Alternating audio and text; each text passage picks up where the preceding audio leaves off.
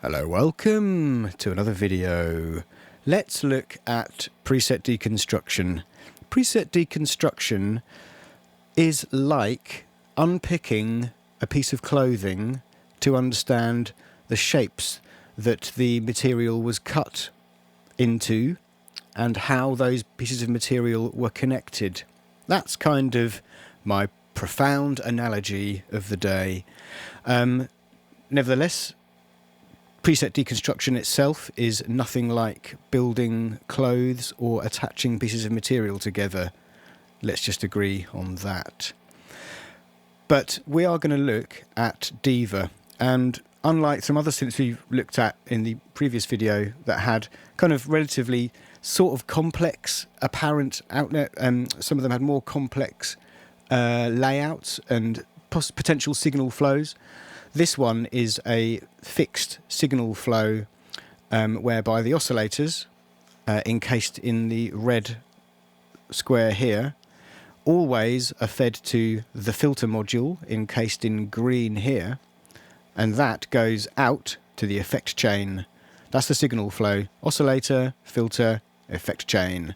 These other areas, this blue area here, is the envelope area. So both of these are kind of modulation source points, but as we've seen from most synthesizers, you'll need an envelope to describe the amplitude of the signal, the volume of the signal.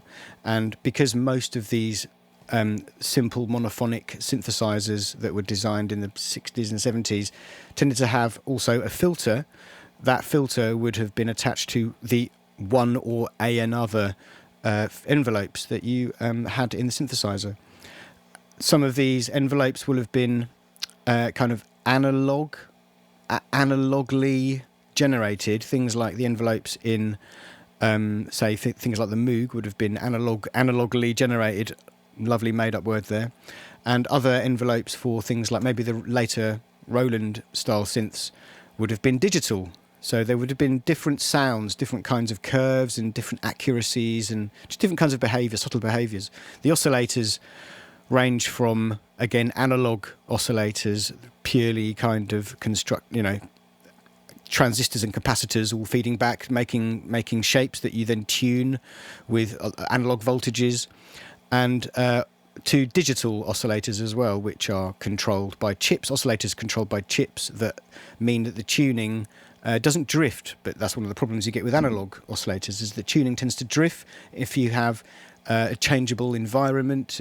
Things that might affect the tuning of a synthesizer might be temperature, humidity, being knocked in the van on the way to a gig. Many, many different things can affect the tuning of analog synthesizers. Luckily, none of those are part of the design in here. Maybe that's something we should be asking for. Nevertheless, we can move on and ultimately agree that this oscillator section here is where the sound starts. It all starts here. The oscillators section's on the left here, and then we've got a mixer section on the right, which gives us the control to mix whatever oscillators are coming out of the main generator here. So this is three oscillators. So we've got a little mixer here with 3 sections, and we've also got a little feedback knob here, which feeds the signal back into, I think just feeds it back into the mixer, so you just get kind of feedback signal. And there's a noise knob as well that you can change between pink and white. And this little mixer changes depending on the oscillator layout you've got over here. So obviously this wouldn't need 3 volume knobs if there were only 2 oscillators.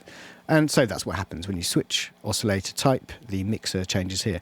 All of that outputs through like one cable, as it were, to the filter.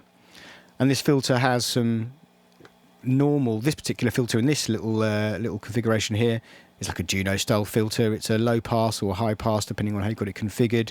Track the keyboard, track the filter with a keyboard, so that when you go higher up the keyboard the filter opens up, and you've got little modulation sources here that you can select from, and that signal goes out to the effect area, which is just 2 good effects in series. Basically, you've got one effect here and one effect here. They have exactly the same list of effects, so opportunities to configure your effects. You can have, if you want, 2 delays in a row, or like a reverb and then a chorus, or whatever you want. It's quite cool. But this blue section here is like the envelope modulation section that we use to describe the amplitude and whatever else we want to modulate. And over here is the kind of LFO section. To the right here is the LFO section with 2 LFOs that are standard U-He operators. I don't believe there's anything in here that makes them particularly interesting or unusual compared to the LFOs found in his other products, basically. What we've got here, though, this is the interesting part, is we've got this section, and this is modifications. And what this does is it allows us to modify modulation signals. So if we want, we can, for example, feed the LFO into a quantizer, for example, down here, and that will, this little thing here, this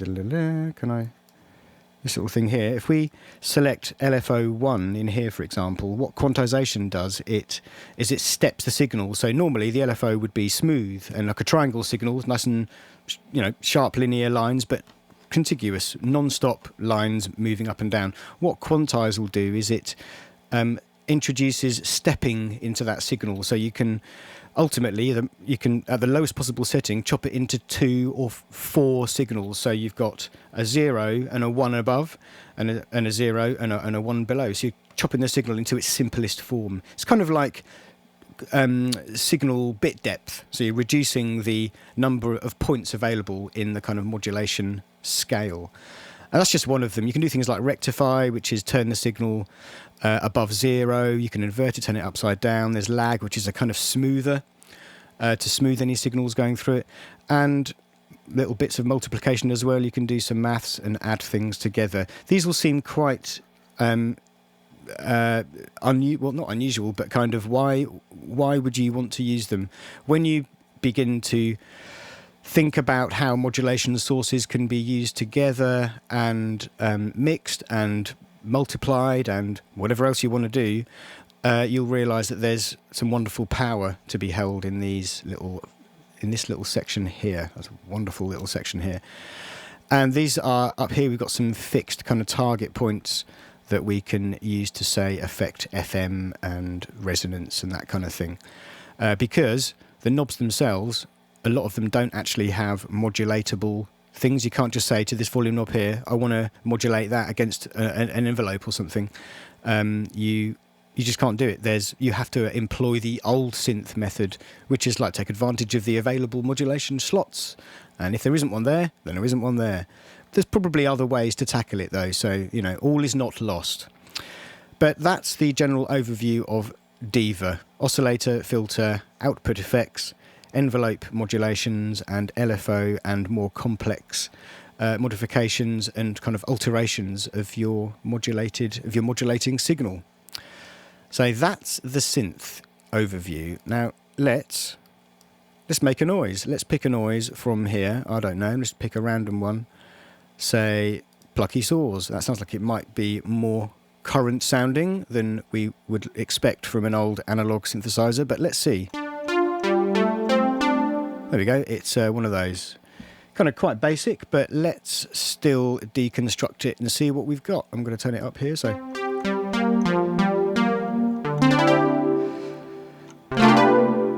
Lovely dissonance.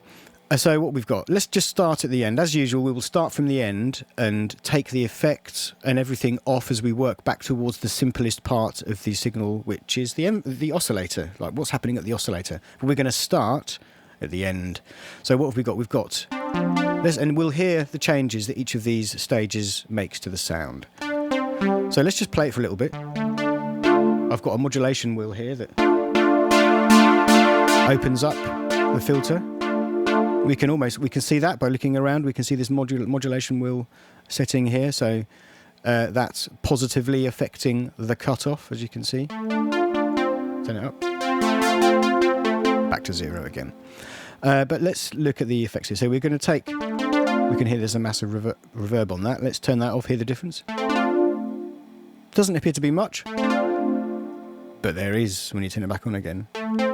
We've also got a chorus effect here, which adds a bit of width, and complexity, some busyness to that simple oscillator signal. There we go.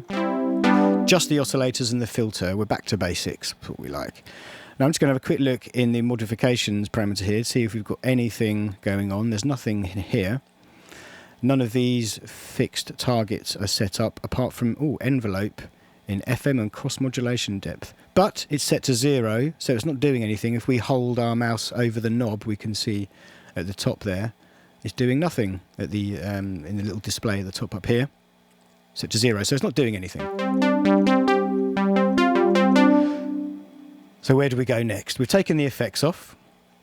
How is the filter set? This is quite a basic patch, but you've got to start somewhere, right?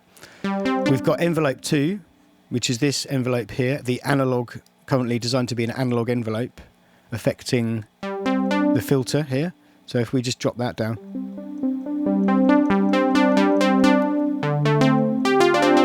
And if you see velocity is up a little bit, not too much, let's turn it up to maximum. And I'm going to play lightly and then hard.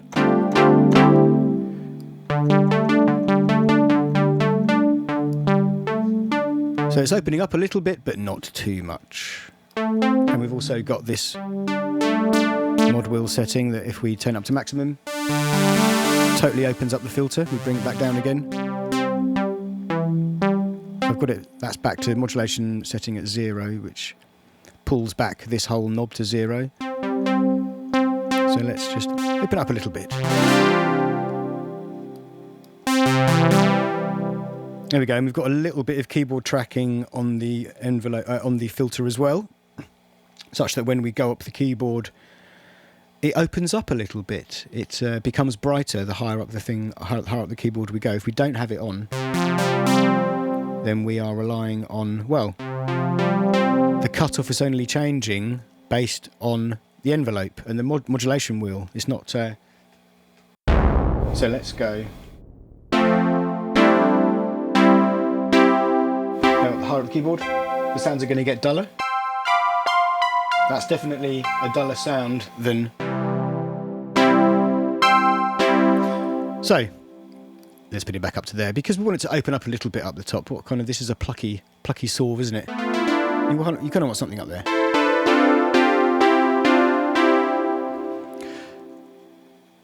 That's the filter, and how, I mean, this is a very basic patch, so let's just move forward and see what's happening in the oscillator section. So if we open up the filter, like so, what noises have we got here? We've got 2 saw waves. Oscillator 1 is set to a saw wave.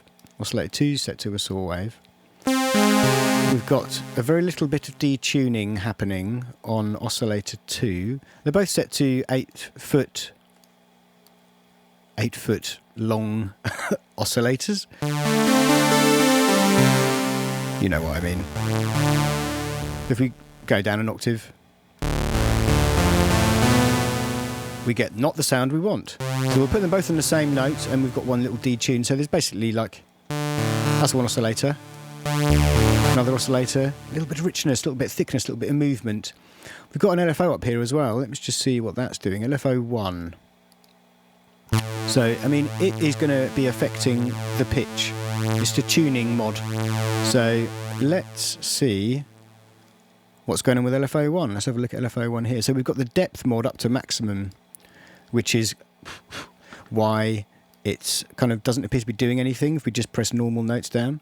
So I'm going to go to my keyboard over here,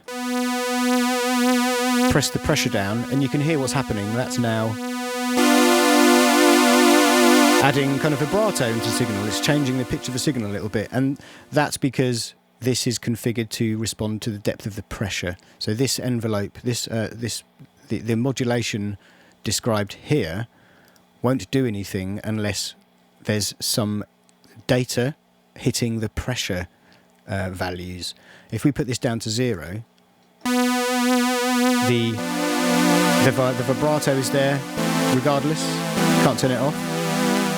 If you put it up, then we can have it only apply when we push into the keyboard. So that's what they've got there. There's a little bit of modulation on the pitch there, and we've got envelope 2 also doing some pitch stuff. This is envelope 2. This is only, oh, it's not, it's going from 0, so it's not actually doing anything. Let's see what happens if it does something. That's if it was set to something. But we've turned it off, and now it's basically back to the noise that we started with. I don't think res was up, was it? Let's go back to the patch. And there we go. A simple couple of sawtooths, a low pass filter with an envelope and the modulation wheel setting to open up a bit, and a very basic envelope setup here. And don't forget the pressure added to the pressure requirement for LFO1 to start modulating the pitch of oscillator 1. See, this could be changed to mod wheel, for example. Let's see if the mod wheel's doing anything. Oh, it's opening up. I mean, okay, we don't need to do that. You know what I mean, basically. You need something on this value for the sound to change, to be affected. Okay, I'm going to have a look at another patch. That was a polysynth. Let's go for dream synth. I don't know what these sound like. Let's just go for a tuck pad, tuck explorer pad. Ooh, it's quite nice.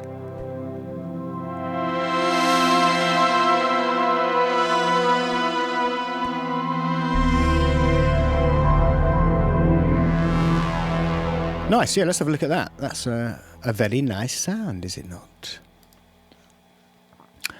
So where are we going to start? Let's have a look through here quickly, see what we've got. We've got nothing in the main modification stuff. We've only got one envelope, one configuration here for the FM and cross mod, but it's set to 0, so there's nothing happening in any of this. So let's look at the end, start at the end. Let's get rid of the delay. Get rid of the delay. We know what delay does. We've also got a phaser on there. So we've taken that off. Now we've just got the oscillators going through the filter. And let's see how this is set up. So what have we got? We've got this kind of a Moog style filter here, this ladder filter. What does it set up to be modulated by? Okay, we've got envelope 2 here is affecting the cutoff. That's what this here is. It's affecting it quite a lot, set to like almost 80. And this is the envelope here that is being affected by. So if we turn, we can make it rise quicker by turning the attack down. Let's have it come in slowly. And then we've got a slow decay out from the top of that attack curve, attack position, down to a not quite shut sustain. So this is the filter modulation source.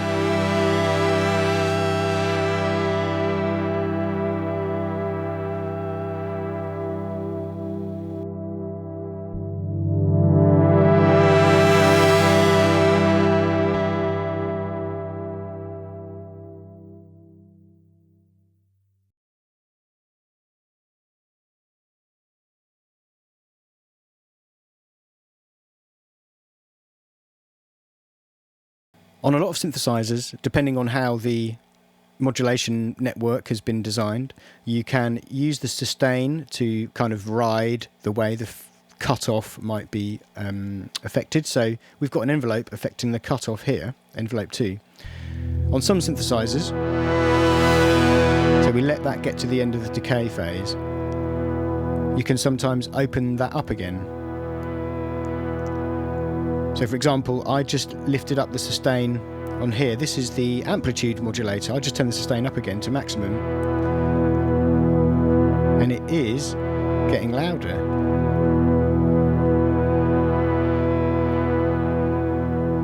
I turn it down again, the sound disappears.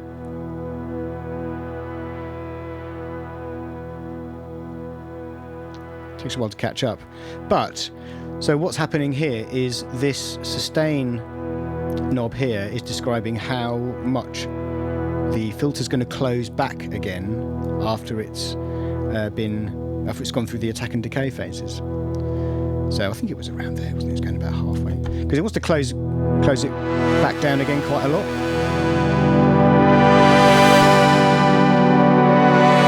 Let's have a listen.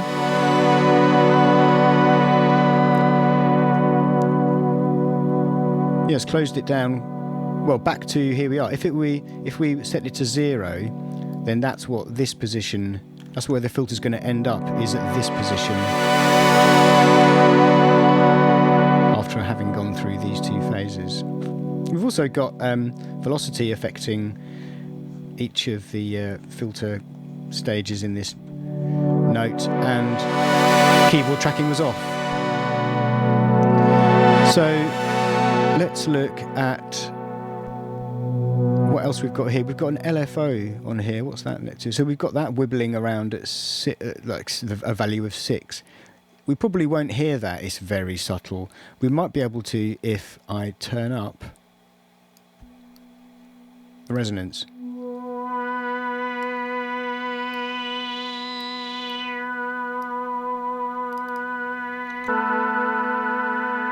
Oh, you can hear it. There you go.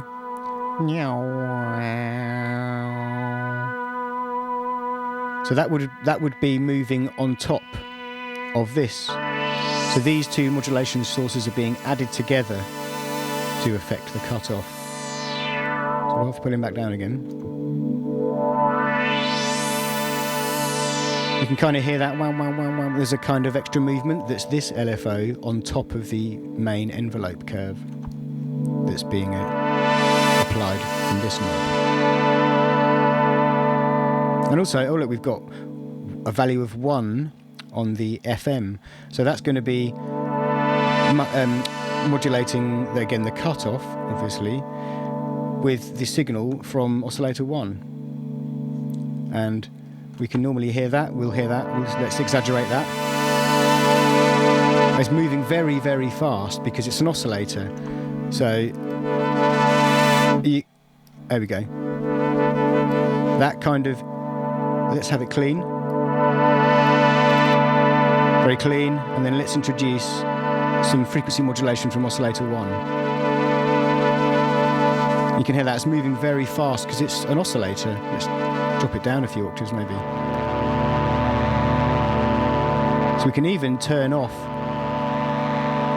modulation, oscillator 1 from going through the signal and use it only as an FM source. And then turn up the resonance.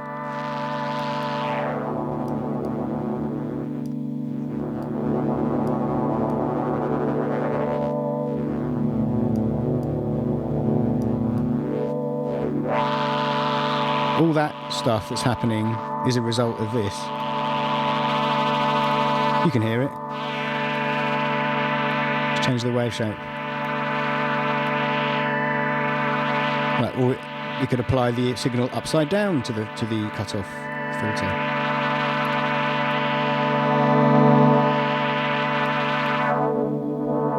Actually sounds really lovely, doesn't it? What a lovely sounding synth. I'm not sure where. Let's put these knobs back to where they were. I think that was at 6, wasn't it? And that was at something like that. Okay, let's just go back to that sound again. Turn off these and move to the oscillator layer, because I think we've got 3 oscillators here, obviously all going through the mixer at various different levels. Oscillator 1 at 70 or 80 odd %. This oscillator 2 is at full, and oscillator 3 is at 67%. But we've got some interesting stuff going on here. So look, we've got all these are spread out across 3 octaves.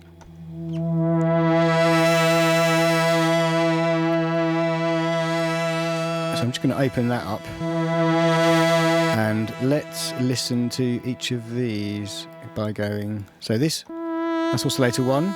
It's a pulse width. that's doing some. I mean, you can hear it. The width of that pulse is being modulated by heck, isn't it?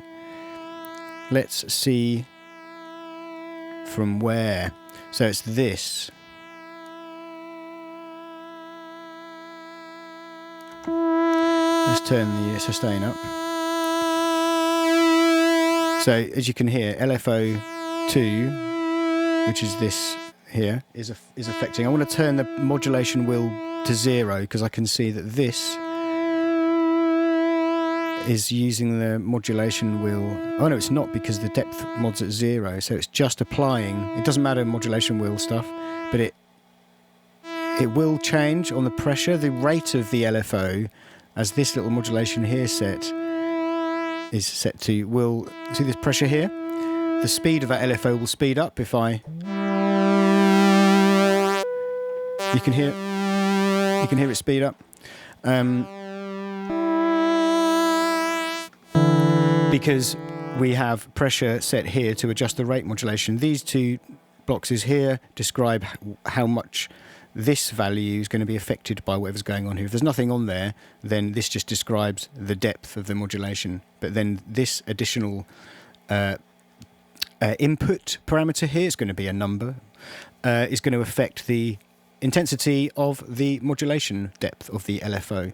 So we can say here, that's what we were looking at, we can see that the shape modulation, which the pulse width we're going to be modulating, is affected by LFO2, and LFO2 needs, well, it doesn't need modulation wheel, but so we can hear the modulation is already happening because it's moving. That's what that is, or that's actually oscillator. I mean, it is oscillator 1, yeah. But we can speed that rate up.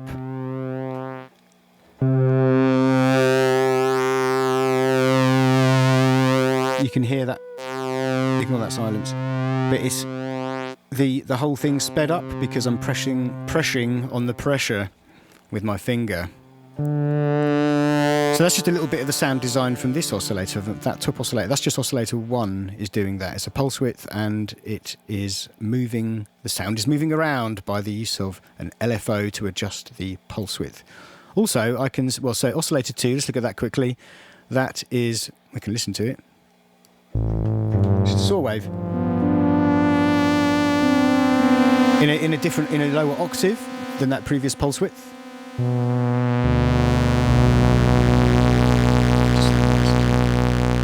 What a lovely sounding synth. So that's the sawtooth. It's not doing anything interesting. It's just set to that. This octave tuning. There's no tuning modulation, and we don't have any. This is the shape modulation. There's nothing to modulate the shape with anyway, so it wouldn't do anything. But it's set to 0. So let's listen to oscillator 3. Oh, there, that's an octave above the first one. And this appears to also be a square wave, pulse width style thing. And we also are modulating it by the LFO2. So look.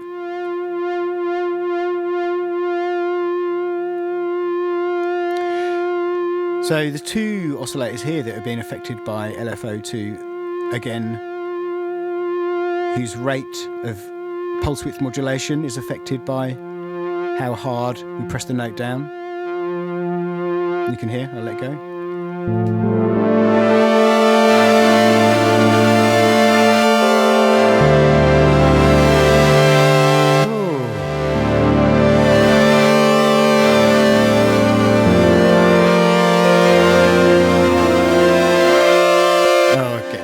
Lost in the noises. I think that though is the whole. That's the patch. Oh, there's a bit of shape modulation on oscillator 3. So this is the depth of the pulse width modulation on this square wave. Let's just have a listen. Let's turn that off. So we've got this is the wave. We put up, yeah, okay. So this is a feature of pulse width and square waves. You may be aware of this, but you know, a modulated pulse width is a square wave whose center point is kind of being moved around. And if you move that center point up to the end, there's no signal, it becomes silent. try and invoke it. Oh, there you go. There we go, silence. That's just because the shape doesn't have any more square to play, so it just turns into a flat line. Just a product of old synthesizers. Ooh, it's kind of like holding your breath or something. Oh yes, there we go. Okay. So that's that sound. Let's do one more. Let's do. I kind of feel like I should do a bass sound or something. There's enough nice bass noises in here. Let's have a look at maybe deep spank. That sounds.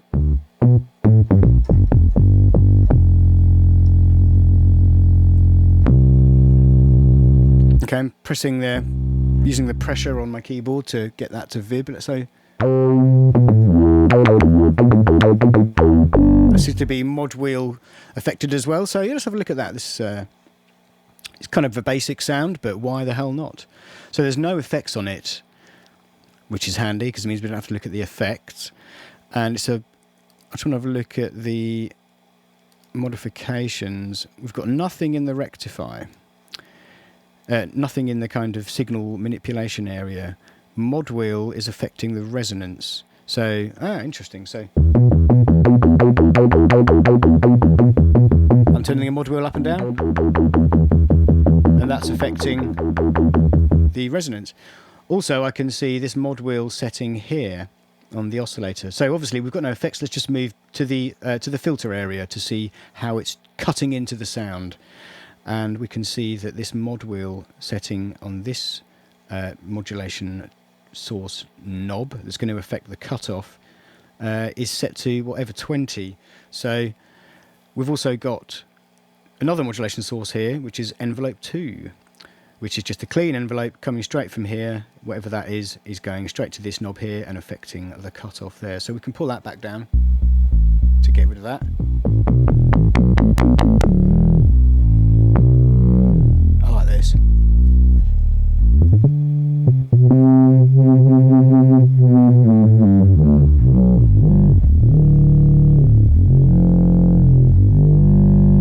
Whew, nice. So that's the we turn the filter down. Then only the mod wheel is being used to open up the filter now. But we've also got the mod wheel affecting the resonance as well. So I'm going to switch that down.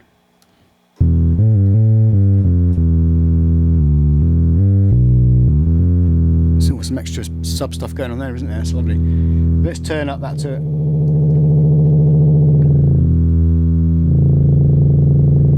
So that is turning up. Mod wheel shouldn't be affecting anything now apart from the resonance. That's what it's doing. Exactly the same thing. So if we tune.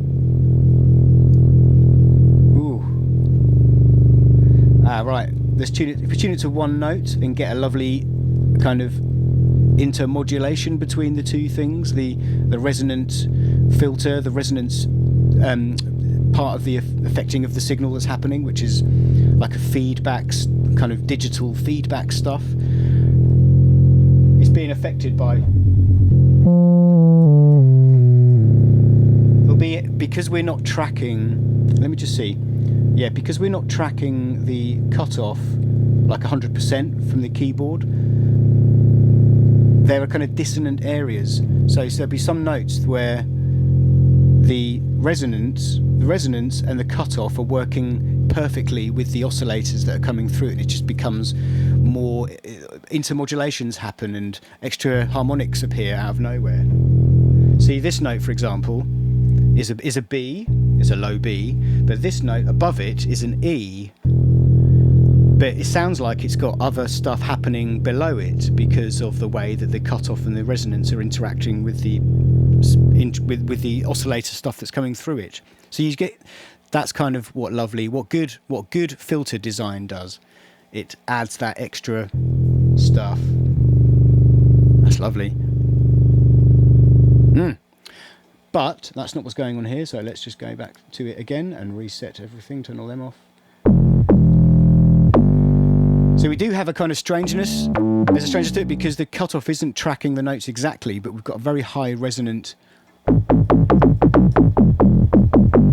the mod wheel's up very high at the moment as well. Turn it down.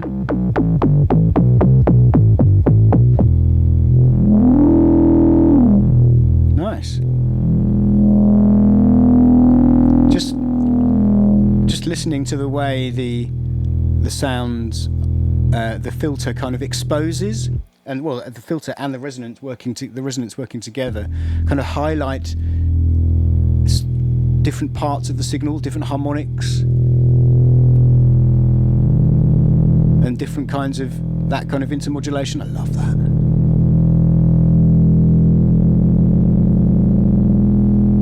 Ooh, it's like a ninth there, a second, whatever. So it's like a third. Then we're moving up to the fifth. There's the third. Then we go up to the fifth. Nice. Not even any saturation or distortion or anything or overloading. It's just this filter's doing lovely stuff. So let's turn down some of the filter characteristics and just look at how the oscillators are set up. Although, having looked at it quickly now, we can see that it's really, really basic. We've got 2 saw waves. All the oscillators are at the same octave. There's no, let me just see for detuning, no detuning going on. We've got them all, the top 2 oscillators set to saw wave. So if we just open the filter and turn down the resonance so we can just hear the waveforms, the oscillators. So, oh, actually even oscillator 3 isn't even on. So that is a triangle at the same octave as the other 2 saw waves. It's not doing anything. This is set up really basic. We've just got a couple of saw waves coming out, going into the filter here, going into the mixer here, or a little bit of feedback. Let's just see what how that affects the noise. It seems to add a load of other extra girth and filth to that, doesn't it? Really want to exploit that, trying to work out how to make that, or just make fine use of it. But that's a great, so it adds a lot of stuff, lots of information, lots of sonic information to the signal. So if we go back down here,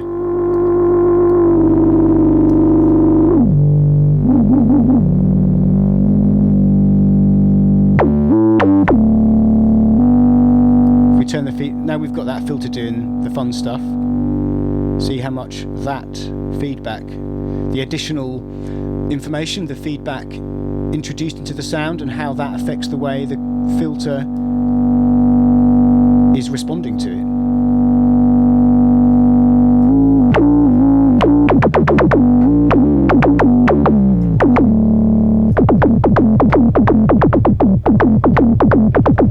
Okay, let's just have a private acid session. Oh, listen to those.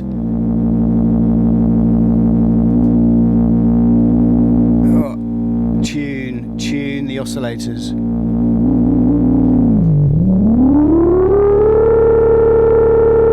Oh, yeah, okay, let's just make a nice release.